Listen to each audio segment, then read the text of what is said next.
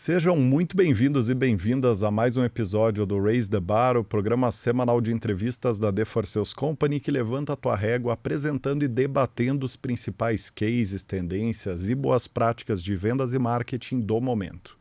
No programa de hoje, nós vamos falar sobre como criar times de alta performance com as novas gerações.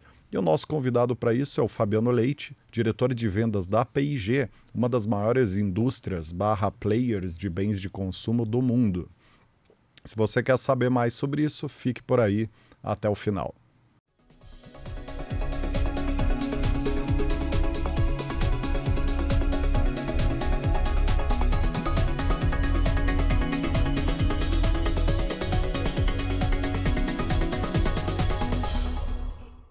Muito bem, Fabiano. Puxa aqui, prazer estar te recebendo aqui, meu caro. Como é que você tá? Tudo bem por aí? Tudo bem, e vocês? Prazer é meu. Luiz, Rodrigo, prazer enorme estar aqui com vocês hoje. Maravilha. Por aqui também tudo ótimo. E você, Lius? Tudo certo. Um prazer enorme, Rodrigo, estar recebendo o Fabiano no programa de hoje. Tenho certeza que vai ser, além de um papo muito denso, um papo bem descontraído, porque o Fabiano tem uma energia enorme. Verdade, verdade. Esse tema é um tema muito relevante, né? Fazer CD para, né? Pensando especificamente em vendas e marketing, né? Como alinhar os ponteiros de gestão de time com as novas gerações, né? Sem dúvida, mas eu tenho a sensação, Rodrigo, que não só os departamentos e os profissionais de vendas e marketing vão se interessar pelo que a gente vai conversar aqui hoje, né? Eu, particularmente, estou bem curioso, né, de ouvir o Fabiano, porque é um tema, sem dúvida, bem complexo. Eu não chamaria de bem complexo, mas muito importante, né, de a gente debater, né, Fabiano? E é um tema cíclico, né, gente? Porque as novas gerações elas vão acontecer o tempo inteiro, né? É verdade. Vão se renovando, né? As premissas vão mudando, né? Tá certíssimo. Muito bem, antes da gente começar nossa conversa, é importante mencionar que o Raise the Bar é oferecido pelo Sales Careers, que é a aceleradora de carreiras da The For Sales Company, que desenvolve conteúdos e programas especializados em otimizar carreiras em vendas e marketing. Então, se você não conhece ainda os Sales Careers, procura lá no LinkedIn, no Instagram, para acompanhar os conteúdos que a gente lança todos os dias, praticamente, sobre carreira. Muito bem, agora sim, Fabiano, para a gente dar um pontapé inicial, fala para nós, na tua opinião, quais as grandes diferenças que existem aí nas novas gerações em relação às anteriores, né? Legal. Então, como eu disse, né, é um tema cíclico. Se a gente for lembrar um pouquinho, resgatar um pouquinho o histórico, a gente tem desde lá dos baby boomers, né, depois X, Y, a mais recente geração Z, então dos nascidos ali mais ou menos meados da década de 90 até 2010, e a última agora, a geração alfa, né, que a gente está chamando.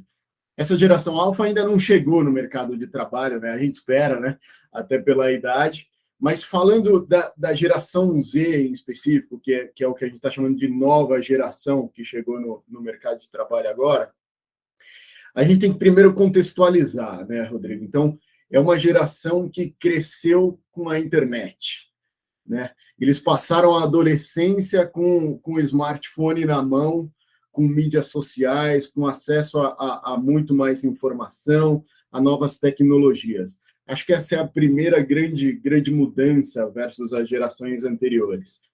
E o segundo ponto, que parece passar batido, mas ele é muito relevante, ele é uma geração que, de forma geral, as pessoas cresceram sem a figura nem do pai nem da mãe em casa o tempo inteiro. Então, o pai e a mãe foram... O pai já estava, né? A mãe também foi para o trabalho.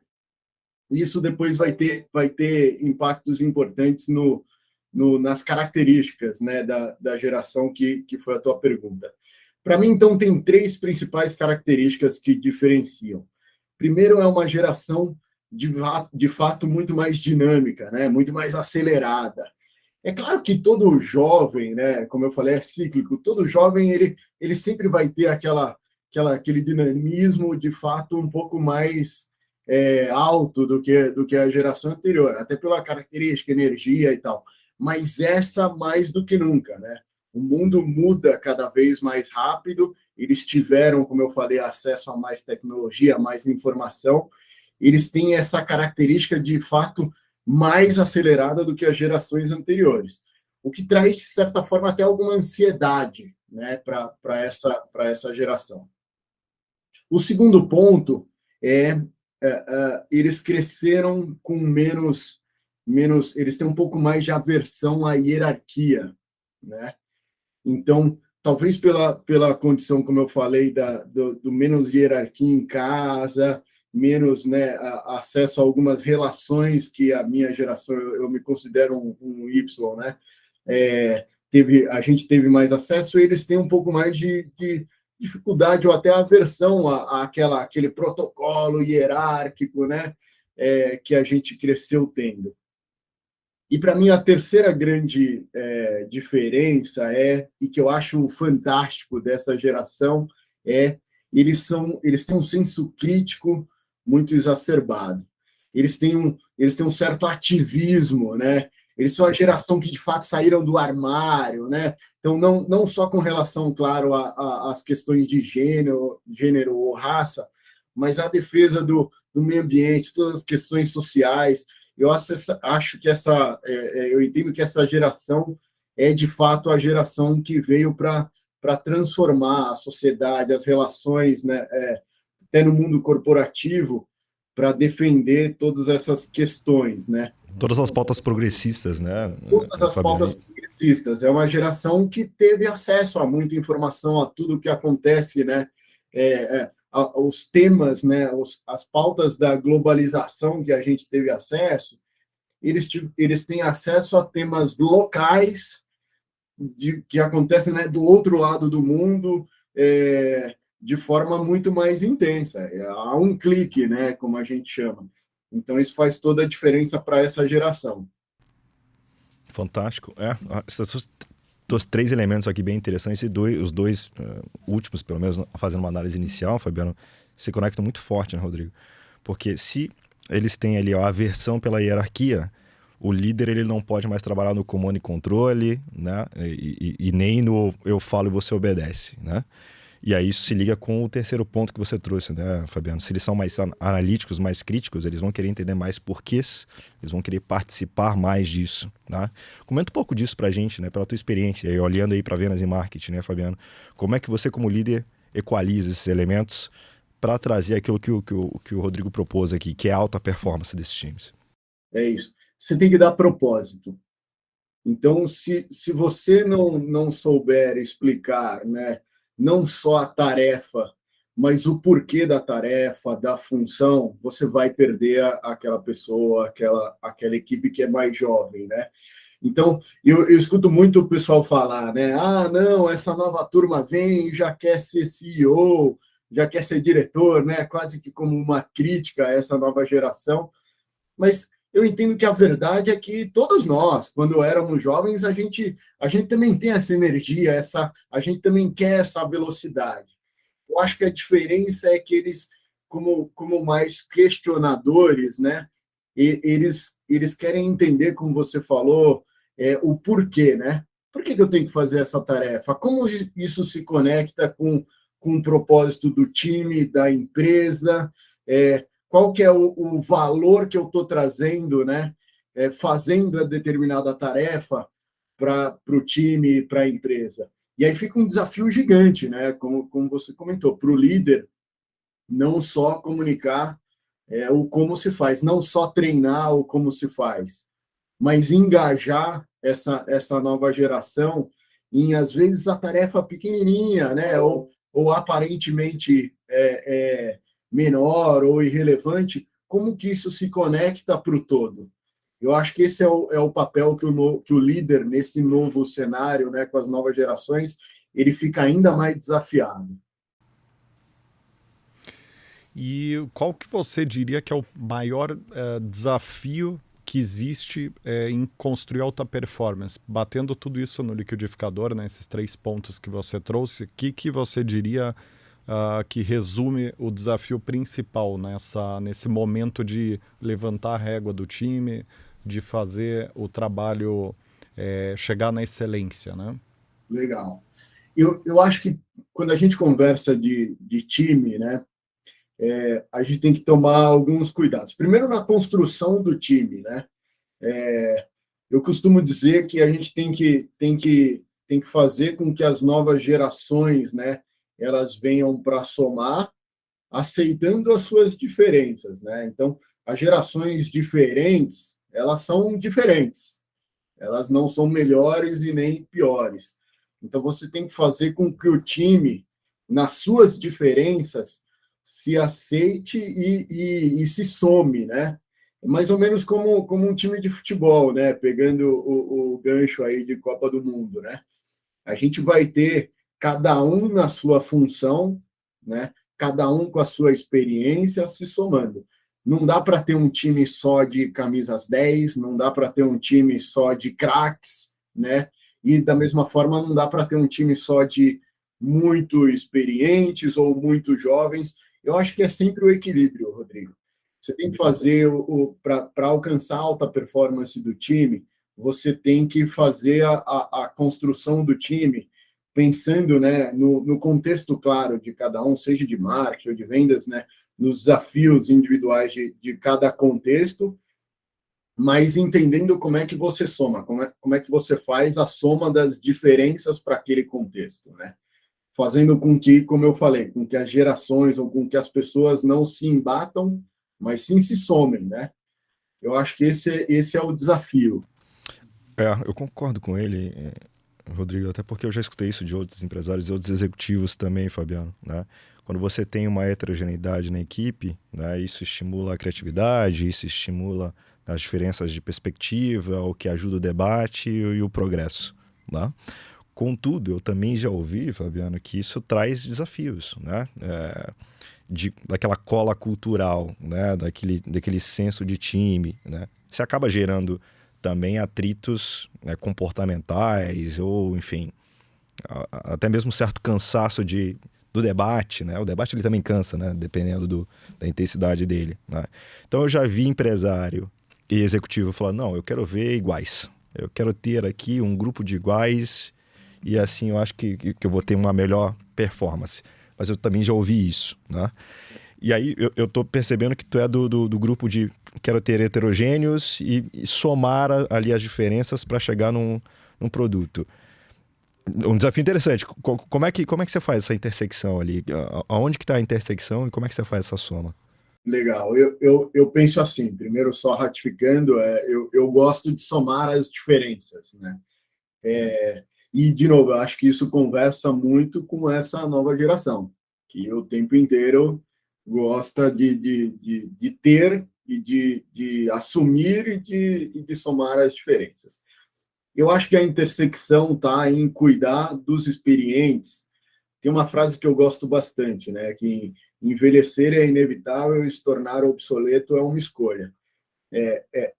Eu acho que o ponto é a intersecção está aí, em fazer com que os mais experientes assumam essa função, assumam a sua postura de aprendiz, de learner, né, que a gente fala, para somar, para aceitar a geração que está vindo.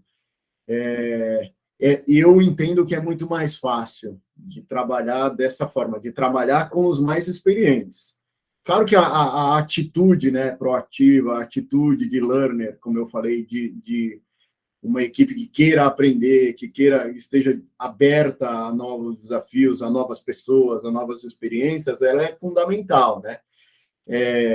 E, e às vezes, como eu falei, o tornar obsoleto é o que te faz, às vezes, né, eventualmente até perder emprego, né? A gente vê quanta gente fazendo críticas, né, no LinkedIn, é muito comum essas postagens, né? Puxa, fiz 50, 60 anos e a empresa me desligou, tal. Puxa, é triste, óbvio, né? Mas, puxa, o que aconteceu para que a empresa tenha tomado essa atitude? Será que essa pessoa não se tornou obsoleta? De verdade, eu acho que a idade é um dado só, ele não é um dado do problema, né? O tornar-se obsoleto é que é um dado do problema, é que é um problema. Então, quando eu tenho a visão dessa forma, gente, eu acho que é a intersecção, como eu consigo fazer com que eu some as diferenças. E eu entendo que é muito mais fácil você fazer a turma experiente, digamos assim, né? A geração X até o Y, aceitar e trabalhar usando da sua experiência, usando das suas melhores habilidades, para fazer com que a energia, com que as melhores características da geração Z se somem. Você sabe que é muito comum a gente. Bom, nosso trabalho é fazer team building, né? Só que para clientes, né? Então a gente ajuda as empresas a construir os times, né? Então a gente participa de muitas conversas sobre conflito geracional, o que funciona ou não funciona, um time mais homogêneo, mais heterogêneo, enfim, a gente está totalmente inserido dentro dessa agenda, né? Pelos ossos do ofício, né? E é engraçado que a gente percebe muita gente reclamando desses desafios intergeracionais, de gerir um time heterogêneo. E aí eu sempre penso comigo mesmo, né? Quando eu escuto essas críticas, né? Que aparecem, esses desabafos, não é nem críticas, né? Mais desabafos, assim, puxa, não sei como, não estou conseguindo, estou sem paciência para, né? Aquela retórica, né, habitual.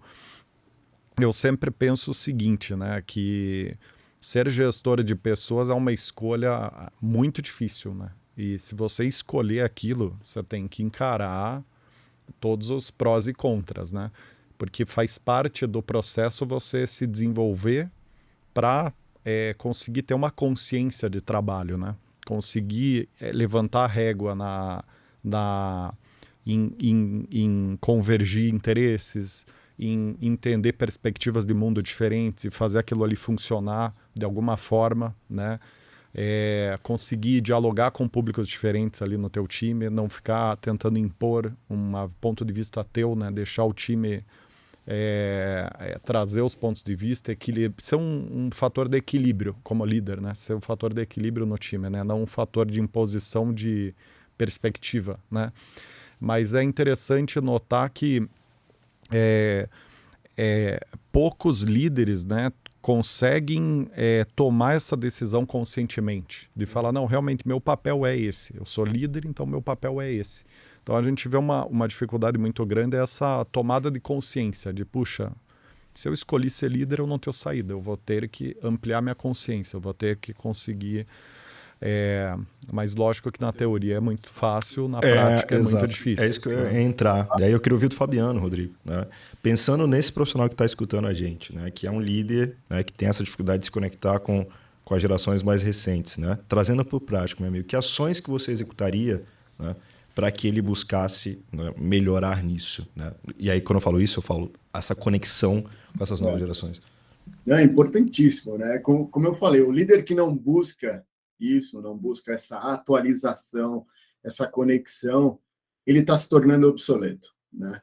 Essa é a minha opinião, até um pouco mais radical. E aí ele vai, em algum momento, ser descartável. Infelizmente, ele vai acabar sendo descartável, né? Tem um ponto interessante aí, gente, que é que essa geração tornou ainda mais latente esse aspecto que o Rodrigo estava falando, que é uma geração que cresceu com algoritmos, né? Então, o que um algoritmo faz? Ele comunica, né? Ele acha a melhor forma de comunicar, seja uma ação de marketing ou qualquer outra atividade, para um avatar ou para um nicho específico, né? Para um público específico. E eu acho que isso, essa ação, né, de um algoritmo, ele como o Rodrigo falou, em última instância, a responsabilidade de um líder. O líder tem que tratar os diferentes de forma diferente, né, à medida da sua desigualdade, né? Então, para mim, essa é a principal ação que, como eu falei, essa nova geração está trazendo isso ainda mais à tona. Mas o líder, o tempo inteiro, deveria tratar as pessoas de forma desigual. Quer dizer, não dá para você pegar e chegar para um time e dar um feedback coletivo. Não dá para você fazer um reconhecimento. Óbvio que dá, mas ele é muito menor, ele é muito menos construtivo, né?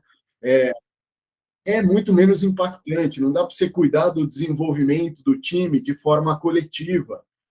novamente, ele pode acontecer também, mas ele vai ser muito menos produtivo se você fizer diferentemente, né, de outra forma, quando você faz como um algoritmo, né, quando você faz específico para um determinado nicho de pessoas ou determinado grupo menor de pessoas ou até um indivíduo, né? E aí, para mim, essa é a principal ação que a gente tem que fazer, e agora mais ainda cuidando dessa geração Z que chegou no mercado de trabalho. E daqui para frente, isso vai ser ainda mais relevante, né? Com a hora que os alfas chegarem, né, daqui a 5, 10 anos, a hora que os alfas chegarem, isso vai ser mais relevante ainda, né? Então, como é que eu discuto com uma pessoa que cresceu não só com a internet, não só com mídias sociais, mas com uma comunicação ainda mais específica, com shorts, né, de vídeos que comunicam especificamente para aquilo que ele consome desde os 4, 5 anos de idade, né? A gente tem famílias aí que deixam a criança ter acesso a mídias sociais, né, como bebês. Então, o que vai mudar daqui para frente? Para mim, essa é a principal mudança. A gente precisa, mais do que nunca, tratar os indivíduos como indivíduos, né? Então, exacerbar ainda mais um papel que, como o Rodrigo falou, é do líder. Uhum. Tá se ampliando muito a responsabilidade do líder, né? Nesse mundo plural que a gente vive. O líder tá subindo papéis mais amplos, né? Até de mentoria, de suporte psicológico, suporte para a saúde mental, né? Enfim, ou escuta ativa para a saúde mental, N outros papéis que no passado não existiam e começaram a existir também, né? Claro, todos os soft skills, né, eles passam a ter uma importância muito grande, né? Para essa geração que chega, será fundamental, né? Até para que a gente consiga ajudá-los a criar, né, alguma musculatura, né, alguma casca de um gap que ficou, ou de coisas que são diferentes versus as nossas gerações, né? Como eu falei, seja de hierarquização, seja de relação interpessoal, já que essa turma teve menos irmãos, né? Teve menos a figura da mãe. Então, pensa que, né, os nossos pais, muitos aqui, né? Pô, meu pai tinha 5 irmãos, minha mãe também, né? As famílias grandes, eventualmente até maiores, né? Essa turma não teve. Era filho único, mais um filho, né? De novo, se a gente voltar no contexto, né? Ter filho ficou mais caro. A gente cada vez mais escolhe ter menos. Eu fui um ponto fora, eu tenho 3 filhos, gente. As pessoas me questionam, nossa, mas 3 filhos, foi programado, tal. Eu sou ponto fora da curva. A turma tem 1, 2 filhos. Isso muda, de novo, com menos irmãos, com menos a figura do pai e da mãe presente ali, os conflitos diminuem, né? Então, se a gente voltar a entender o contexto, a gente entende alguns gaps. E aí, oportunidades, né? E aí você vai entender o que a gente, como líder, precisa ajudá-los a fazer. Uhum. Interessante essa reflexão social, de fato, né? Porque ela a gente precisa ajudá-los, né? Seja nas relações interpessoais, seja nos conflitos, num algum nível de hierarquização que sempre precisa. A gente precisa entender esse contexto para ajudar essa nova geração a seguir se desenvolvendo. Interessantes elementos como uma construção de consciência, né? Porque a gente falou aqui de entender que você está conversando com públicos diferentes, e isso passa por entender quem é o teu público efetivamente, que é isso que o Fabiano falou. Mas eu queria trazer um ponto aqui, um pouco polêmico, e aí vou colocar minhas palavras aqui. Não... mas a gente não é uma empresa de polêmica, a gente é uma empresa bem low profile, né? Então eu vou vou trazer um ponto aqui,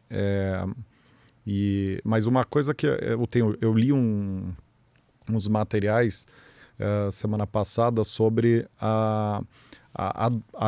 as diferenças entre cultura homogênea não, né? um grupo de pessoas homogêneo, mais homogêneo, um grupo de pessoas heterogêneo, né? E nesse artigo, que é de um cara de Nova York muito bom, que chama Pat McCormick, ele escreve toda semana, ele tem uma newsletter muito interessante sobre sistemas de governança, né? E ele estava falando da questão que no Vale do Silício tem muitos cases de startups que elas aceleram ali naquele early stage com uma cultura altamente homogênea. Geralmente é um grupo de amigos que montam um negócio e aquilo ali cria um núcleo duro tão sólido que passa por N crises e consegue fazer aquilo ali virar um baita negócio. Então ele estava defendendo a questão de relativizar a heterogeneidade de acordo com estágios do negócio, né? Então, se você tem um estágio ali early stage ou uma empresa PME, você tentar ponderar bem se você tem uma construção de consciência realmente ampla nos teus líderes a ponto deles conseguirem gerir a heterogeneidade. Caso negativo, talvez o caminho seja a homogeneidade, quer dizer, nesse early stage. E estava mencionando que a heterogeneidade ela é muito frutífera, principalmente para empresas de grande porte, onde você começa a ter problemas por ter pontos de vista muito alinhados demais e solidificados demais, e aquilo ali trava inovação, trava N processos do negócio, né? Então, se vocês quiserem comentar um pouco sobre isso, porque eu acho que pode ter gente pensando nesse momento em relação Eu não achei nada polêmico, achei bem inteligente. E no mundo, né, de startups, como você falou, são de fato mundos diferentes, né? Mas no contexto, né, eu não vivo, né, a realidade de startup, mas pegando um pouquinho do que eu conheço e a tua fala, Rodrigo, eu acho que tem algumas questões aí. Primeiro, que à medida que eles aceitam a homogeneidade, normalmente essa homogeneidade acontece com a turma da nova geração, né? São os Ds, né? E que, de novo, como eu falei, tem como característica um pessoal mais dinâmico e mais heterogêneo na sua essência. Olha que interessante, olha que antagônico, né, de certa forma. Porque eles aceitam a diferença, eles abraçam a diferença, né? Então, eu estou aceitando como startup a homogeneidade em alguns aspectos, mas, sobretudo, de um grupo de pessoas que aceitam a heterogeneidade, né? Acho que esse é o primeiro ponto. E o segundo à medida que as startups vão ganhando escala, por isso que o momento é importante. Eu ouso dizer que a maioria delas, né, tem mentores, tem, né, os anjos, tem toda uma estrutura por trás que normalmente não sei se de diferente geração, mas com mais experiência ou com algum grau de provocação heterogênea aí, até para que ela consiga seguir se escalando, né? Agora, no mundo corporativo, é muito mais óbvio, né? Você precisa, para seguir crescendo, então, aqui no meu caso, né? Como é que a P&G segue se desafiando e se inovando há 180, daqui a pouco 200 anos? Ela precisa ir se atualizando, né? Então, seguir se atualizando, seguir abraçando as novas gerações, as diferenças, é uma coisa que tem que estar no DNA de alguma empresa que quer se perpetuar, né? Como é o caso da minha realidade aqui. Uhum. E tem uma coisa que eu vejo que funciona muito bem, tanto aqui internamente na Forceus quanto para fora, né, nos nossos clientes. É a clareza sobre o núcleo duro cultural da empresa. E aí eu estou me referindo às atitudes core, né, do teu negócio, da tua empresa, e até algumas habilidades core também, né? Quer dizer, quais são as expectativas de comportamento mínimas que existem, qual que é os consensos, tipo, pensamos assim, agimos assim, em comum.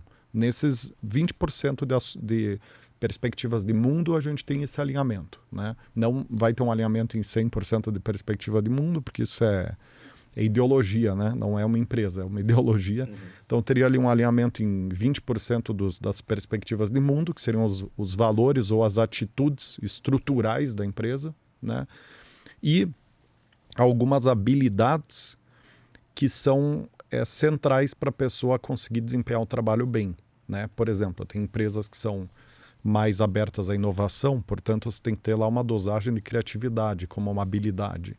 Já tem empresas que trabalham num segmento mais de serviços profissionais como o nosso, onde você tem que ter um raciocínio lógico para fazer interpretação de cenário, análise crítica e tudo mais.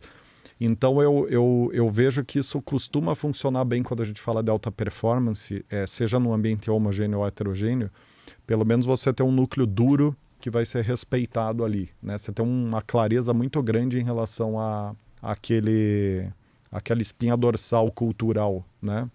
E de entregas que são esperadas, né? Claro. E te complementando, Rodrigo, eu concordo contigo, né, nas diferenças, mas para mim tem uma habilidade que é comum aos diferentes cenários culturais, que é a habilidade de comunicação.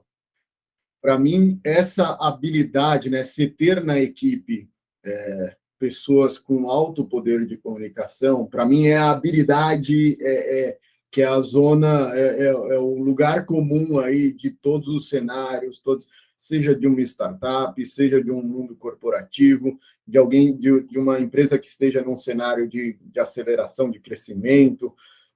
Enfim, para mim, essa é a habilidade que eu mais busco, assim, o tempo inteiro, não só desenvolver a minha, mas ganhar musculatura no meu time, né?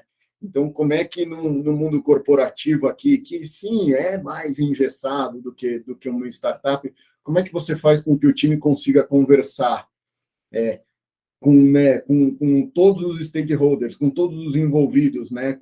Numa visita, num projeto, ou com seus liderados, com o cliente, o tempo inteiro, para mim, essa é a habilidade chave, tá? Que eu recomendaria aqui o público, né, a turma toda a pensar como é que você desenvolve. E, claro, ela também vai mudando, seja ao longo da carreira, né, a musculatura vai mudando ao longo da carreira, como ela pode ir mudando a forma com que você faz com novas gerações, com né, a turma X, Y e por aí vai. Perfeito. Eu lembrei agora do episódio que a gente teve, que a gente gravou aqui, muito interessante, com a Nola Lima, sobre comunicação interpessoal, né? Comunicação não violenta. Comunicação, sim, exato, bom ponto, Lios. Mas a temática é como melhorar a sua comunicação, né? E aí a base da conversa é sobre a técnica da comunicação não violenta, sem querer te corrigir, porque está certo. A base foi comunicação não violenta, mas a ideia era... Isso me fez lembrar, Fabrício, as premissas... Meu Deus, Fabiano. Isso me fez lembrar... Olha a comunicação aí, Rodrigo. Pois é, né? Eu fui de comunicação. Tô pisando na bola aqui, me desculpa, meu cara. Mas isso me fez lembrar da técnica que ela apresenta para criar empatia, entender perspectiva da outra pessoa. Tem tudo a ver com o que a gente está falando aqui, né? Não sei se você vai lembrar da conversa, Lils. Uhum. Ela tem um roteiro da comunicação não violenta, Fabiana, não sei se você já estudou também um pouco, que é muito legal para isso, né? Para você se conectar com o ponto de vista da pessoa, né? Necessidades não atendidas, enfim, fazer um mapeamento, né? Total. É o algoritmo, né, que eu falei, né, que essa geração nos provoca um pouco a atuar, né, como algoritmo. E aí você está me falando, eu me vem à tona aqui a questão do feedback, né? Então, como é que eu comunico, como é que eu faço o feedback, né, trazendo à tona essa questão da comunicação? Novamente, eu criei uma regra aqui com o time, né, que eu acho que vale dividir aqui, que eu chamo de feedback 24/7, Deus e Rodrigo. Qual que é a ideia? Primeiro de viver a cultura 24/7 mesmo, de feedback o tempo inteiro, e novamente trazendo o contexto da geração. É uma geração que cresceu com likes, com compartilhamento. O like, né, o compartilhamento, ele nada mais é do que uma avaliação do público com relação àquele conteúdo, com relação àquela postagem. Então, é uma geração que espera que a gente dê o feedback, que a gente comunique o tempo inteiro. Então, por isso, o começo do 24/7. E aí, claro, daí, só para complementar, né, o 24, porque eu entendo que, ainda mais nesse cenário, a gente não pode esperar mais do que 24 horas para dar um feedback. E também, né, e aí, dependendo do contexto, né, seja da pessoa ou da importância e urgência do assunto, eu falo entre 7 minutos e 24 horas. Então, o 24/7 ele vai casando inteiro. Então, se for alguma coisa menos relevante, que você precise se preparar menos, espera 7 minutos, vai, fala, seja positivo ou negativo. Essa geração espera que a gente fale o tempo inteiro. Então, novamente, voltando, né? O líder que espera aquela revisão quadrimestral, semestral, para escrever a cartinha, quando muito, né? Tem líder que nem faz, mas quando muito o cara espera para fazer essa comunicação, né, essa avaliação da pessoa a cada 4, 6 meses, esse cara está ficando obsoleto. Esse cara vai perder a equipe. Essa geração nova vai perder. E, de novo, não é nem só a geração nova, porque a gente vai se transformando, né? De novo, eu me considero um X, mas eu espero também o tempo inteiro, né? A gente vai se acostumando com os likes, com o compartilhamento, com o dislike que tinha, agora não tem, aí uma hora volta. Mas, enfim, nada mais é do que o feedback, do que a avaliação de quem está consumindo o meu conteúdo ou o meu trabalho. Então, por isso que eu acho que é importante, eu quis pegar o gancho aí do ponto que você falou de comunicação. Fantástico. Agora, o seguinte, Rodrigo e Fabiana, a gente está colocando muito no colo do liderado aqui, né? De o quanto ele precisa se desenvolver, o quanto ele precisa se modernizar para... Do líder, né? Do líder, exato. Do líder. Perdão. Eu estou pensando no liderado e já mudei aqui. Eu vou colocar Foi a mesma coisa comigo com o Fabrício. Com o Fabrício. Fabiano.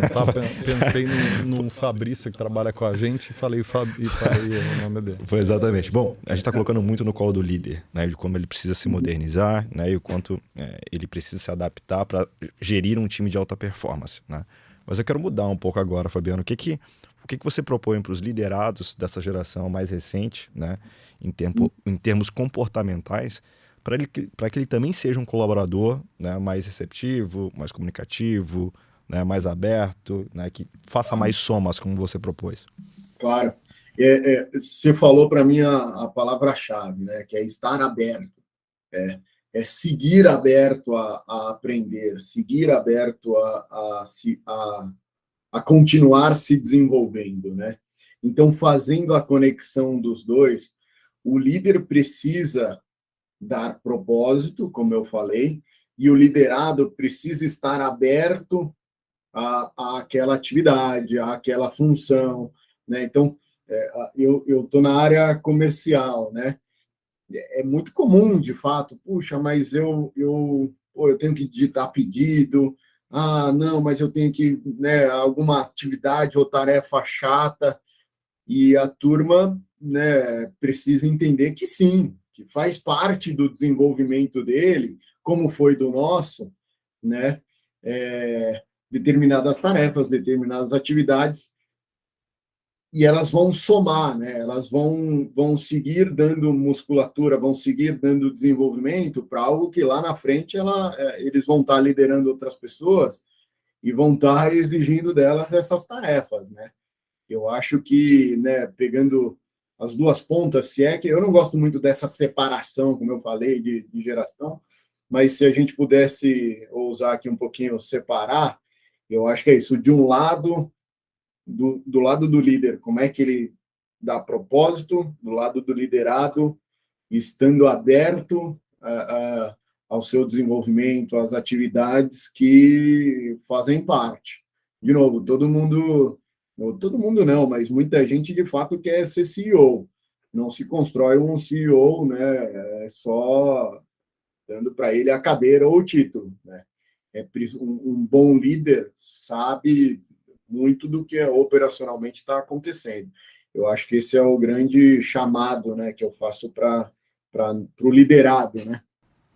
E é legal mencionar que essa geração, os times atualmente estão com um nível de empoderamento muito elevado, né? Muito maior do que era anteriormente.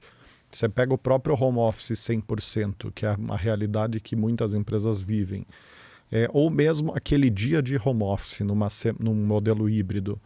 É um alto empoderamento do colaborador, do liderado. Colocando ele quase que no mesmo patamar do líder, né? No sentido de que você não tem mais tanto aquele comando e controle, você tem um combinado aqui, você entrega o combinado, né? Para a gente partir disso aqui, para cima, né?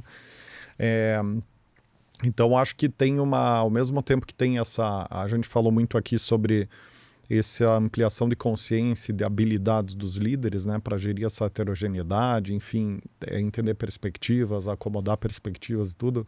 Eu acho que do ponto de vista do liderado está havendo uma alta necessidade do accountability, né, ou da autorresponsabilidade, né? E algo, quer dizer, as gerações novas, né, elas estão precisando amadurecer mais rápido profissionalmente, porque ela está sendo dado mais autonomia, né? E essa autonomia está levando responsabilidade, né, para essas pessoas, né? Tem um livro fantástico, gente, que eu não sei se vocês leram já, que é A Regra é Não Ter Regras, né, que conta um pouquinho da história da Netflix, e ele fala exatamente isso, né? Então, como é que eu deixo um cartão de crédito com a equipe, né, de alguém que está chegando no mercado de trabalho, sem limite? Então, quer dizer, se ele for lá e passar R$1 milhão, vai passar. Agora, ele pode passar? Como é que eu comunico isso, né? Como é que eu comunico esse accountability? Como é que eu dou essa liberdade com responsabilidade? É um desafio.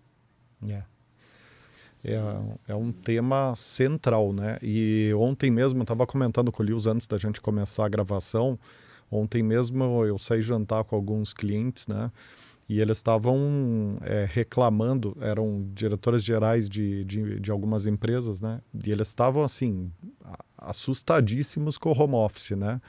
E surgiu na mesa muitos assuntos como, puxa, não dá para seguir adiante assim, vamos ter que voltar para o presencial. Tava um clima meio de tensão em relação ao home office na turma, muito em função do ano no Brasil, né? Que 2022 foi um ano de muitas oscilações. Então, acho que isso acentuou agora com a Copa também, muita gente vendo todos os jogos da Copa, né? Sem entrar no se isso é certo ou não, porque a pessoa pode trabalhar à noite e compensar e está tudo certo, né? Então tem um parênteses aí, mas está havendo um momento onde as pessoas estão recebendo muita autonomia e é uma tensão, está tensionando dos dois lados, né? Quer dizer, quem está dando autonomia está ficando tenso, e quem está recebendo autonomia, eu acho que não está talvez absorvendo a mesma pressão, né? Ela não está entendendo a pressão que está com ela. Ela está dando o jogo como vencido. Não, já estou em home office 100%, então o jogo está ganho, né? Isso aqui é meu. Não é seu, né? Isso é nosso, né? Foi dado a você e há um retorno que precisa acontecer. Se esse retorno não acontecer, vamos ter que combinar de novo o jogo, né? Então... E obviamente não se quer perder, né? Exato. Uma vez que se ganha. É aquela história, né? A liberdade, ela vem com responsabilidade, né? Não pode ir para o home office e não precisa fazer nada. E aí volta no ponto que eu falei que é uma habilidade crucial, né? Que é a comunicação.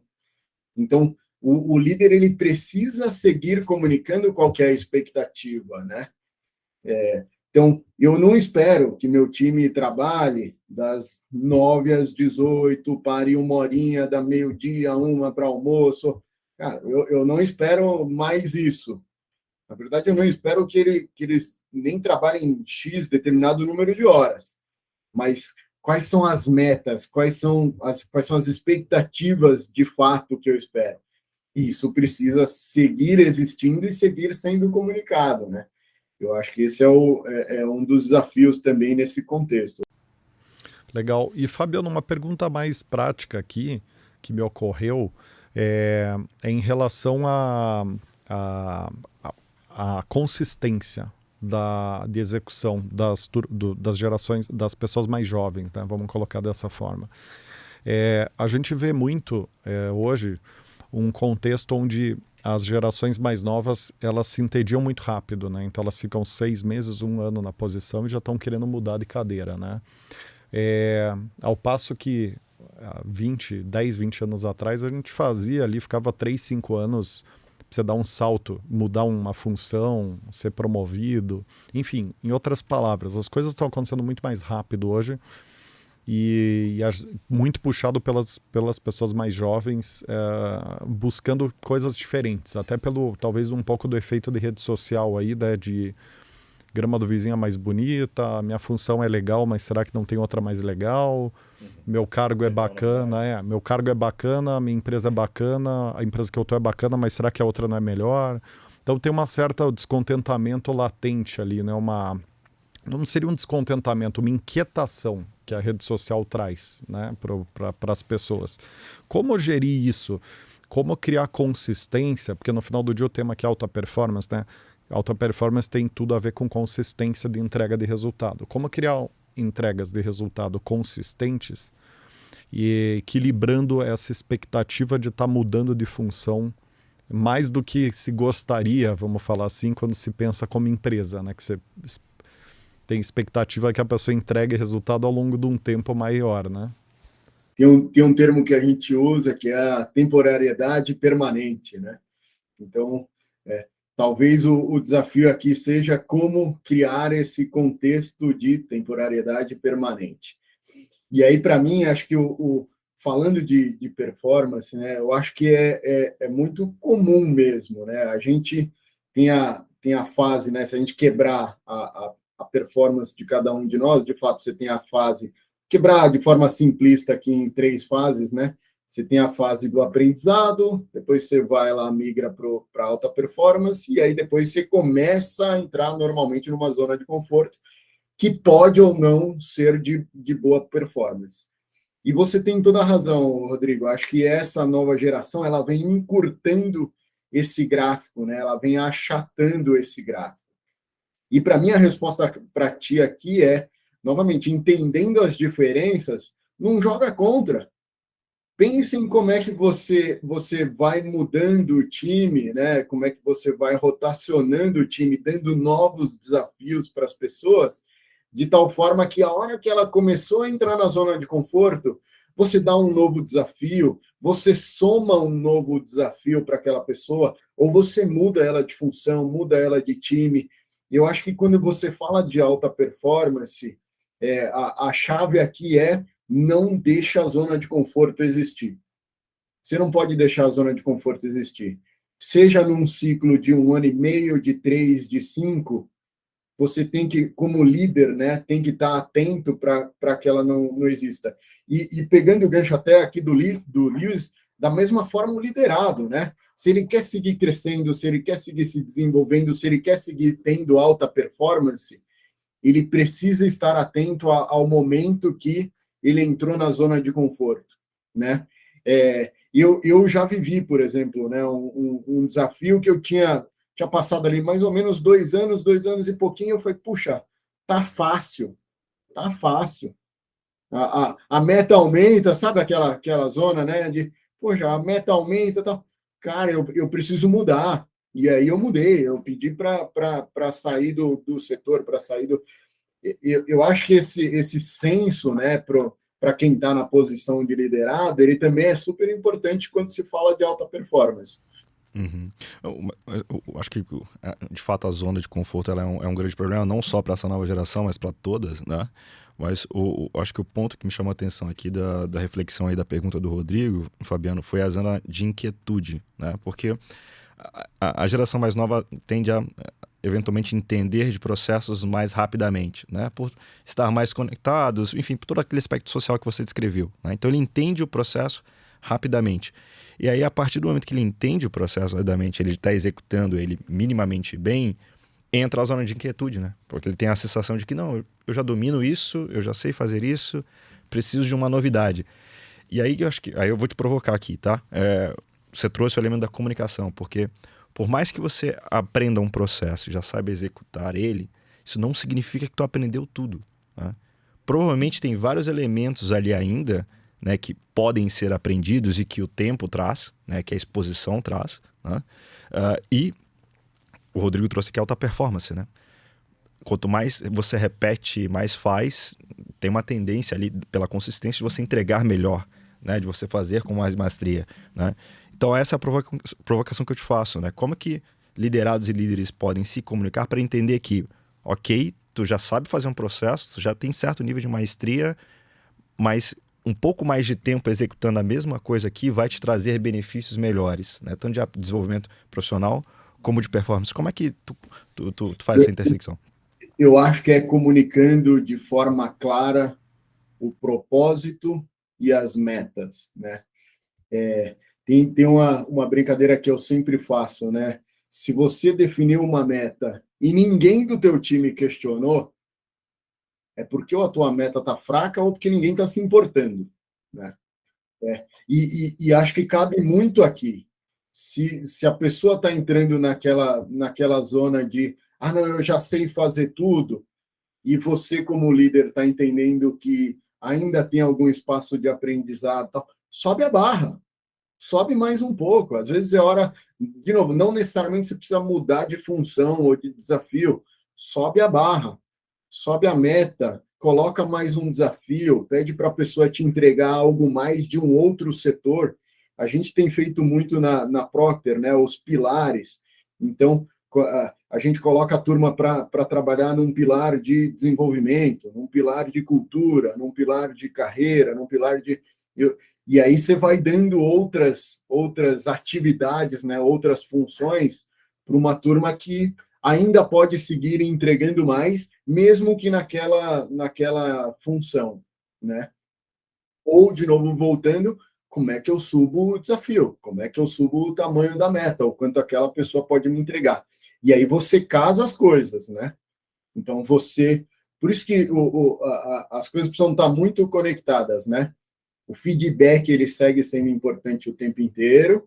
Se você está comunicando o que ainda falta, né, o que ainda precisa ser construído, a pessoa já vai ter mais claro, né, o liderado vai ter mais claro quais são as oportunidades que você está comentando.